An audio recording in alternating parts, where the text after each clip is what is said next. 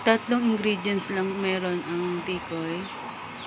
Isang pack na glutinous rice, 1/4 sugar, and 700 ml na tubig. Paghaluin ng lahat ang mga ingredients, nahin ang flour, ang glutinous at sugar. Kasunod ang tubig hanggang sa matunaw ang mga powder na ingredients.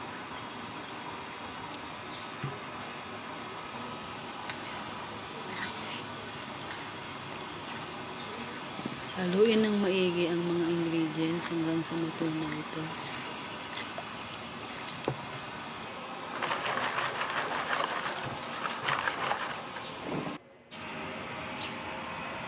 Ihanda ang mga pan, lagyan ng oil or margarine para hindi dumikit ang lulutuin nating tikoy, para madaling matanggal sa pan.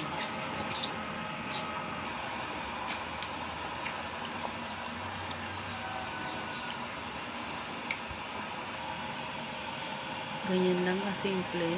2 pan ang nagawa natin para sa halagang 65 pesos.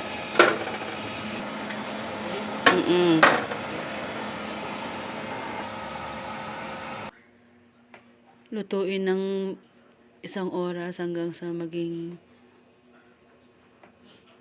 matigas na. Ayan, ang sarap ng tikoy natin. Yummy, yummy.